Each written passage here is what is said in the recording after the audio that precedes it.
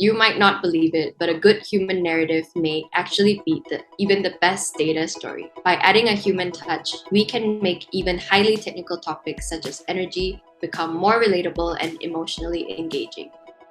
Hello, I'm Leong, a journalist based in Malaysia. I'm drawn to stories of human rights, the arts and culture, and of course, stories of our environment. Today, let's talk about putting a human face in our stories, especially when reporting on energy.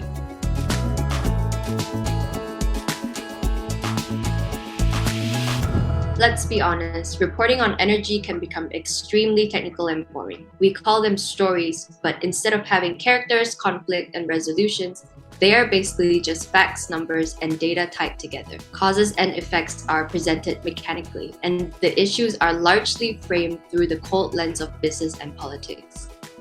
So, what's wrong with these types of stories? Nothing. But if you want your story to be more impactful, here's a rule of thumb. The more it engages people emotionally, the more likely it is to inspire action. Then, how do we create more emotionally engaging stories?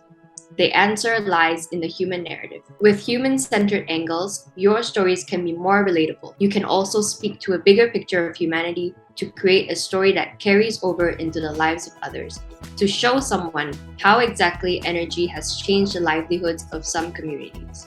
More importantly, you can drive positive change through your reporting. So, what does a human interest narrative story look like? And how do we make it have the impact it needs? Point number 1. A human interest narrative story typically follows a person or a group of people who are fighting for or against something. For example, I once did a report on a planned mini hydro dam project that will be built on indigenous ancestral land in the state of Perak here in Malaysia. On paper, it was supposedly a green initiative in line with sustainable development goals and an alternative energy source. Compared to large dams, it's relatively small and less damaging to the environment, while still generating decent energy. However, the indigenous community living in the area begs to differ. You see, there's a strong sense of conflict here, which is always a good foundation for a story.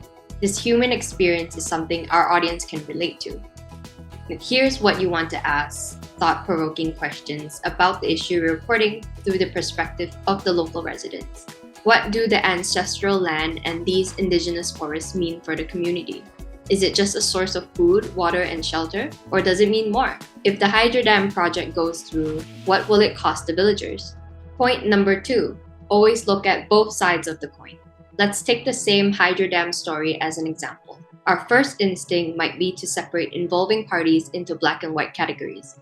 Indigenous people as the good guys versus the operating companies as the bad guys. But in reality, things are probably more complicated. It's easier to generalize things, perhaps thinking that all members of the indigenous community must want to stick to their traditional way of life. However, there is usually an exception here and there. Some members were actually supportive of the project because it meant employment and, well, more money and opportunity. But it is our obligation as journalists to dig a little deeper and deliver the nuances. Point number 3. Be wary of stereotypes. Do a double take at your sources. Are they diverse enough? If your sources only contain men who are typically at the front of a battle, ask yourself, what about the women? What role do they play? What about the sources that are being overlooked? Be mindful of filling any gaps in representation. Now, here are a few general tips that could help you write a better human narrative story. Tip number 1, be an active listener. This goes for all journalistic reporting. Great active listeners ask great questions. Tip number 2, look for different angles. There are plenty of ways to cover an energy story. Try not to look at the issue solely through the lens of technology. Consider connecting the dots between energy and how a community is actually responding to it. Tip number 3, build trust and gather leads, especially in more sensitive areas such as indigenous villages where bond building is necessary.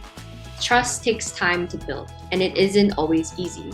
But a friendliness and a genuine interest in your sources' lives can go a long way.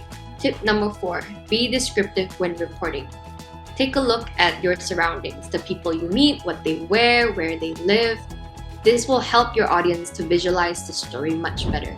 With that in mind, I hope you found this video useful in tackling your own human narrative story.